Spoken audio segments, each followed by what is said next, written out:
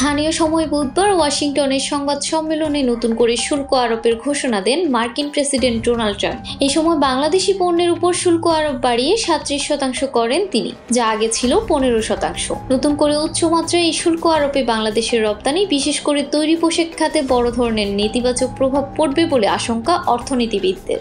এদিন যুক্তরাষ্ট্রের সব ধরনের বিদেশি গাড়িতে আমদানি শতাংশ শুল্ক আরোপ করেন ট্রাম্প। তিনি বলেন, দক্ষিণ কোরিয়ায় যেসব গাড়ি উৎপাদন করা হয় তার 80% বেশি সে দেশে বিক্রি হয়, আর জাপানে যেসব গাড়ি বিক্রি হয় সেগুলোর 90% বেশি সে দেশেই তৈরি হয়। এসব দেশে যুক্তরাষ্ট্রের গাড়ি বিক্রি হয় খুবই সামান্য। মোটরযানের উপর 25% শুল্ক আরোপের সিদ্ধান্ত বুধবার মধ্যরাত থেকেই কার্যকর হবে বলে জানান তিনি। ট্রাম্পের এই সিদ্ধান্তে 26% শুল্ক আরোপ করা হয়েছে ভারতীয় পণ্যের উপর, পাকিস্তানের উপর 29% আর চীনের উপর 34% শুল্ক আরোপ ঘোষণা করা হয়েছে বলে জানিয়েছে বিভিন্ন গণমাধ্যম। এছাড়া ইউরোপীয় ইউনিয়নের পণ্যে 20%, ভিয়েতনামের উপর 46%, শ্রীলঙ্কার পণ্যে 44%, তাইওয়ানে 32%, মালয়েশিয়ার পণ্যে 24%, মিত্রদেশ ইসরায়েলের পণ্যে 17%, যুক্তরাজ্যের পণ্যে 10% শুল্ক আরোপ করেন ডোনাল্ড ট্রাম্প। একই দিন মিয়ানমারের পণ্যে 44%, লাওসের পণ্যে 48% এবং মাদাগাস্কারের পণ্যের উপর 47% শুল্ক আরোপ করা হয়েছে।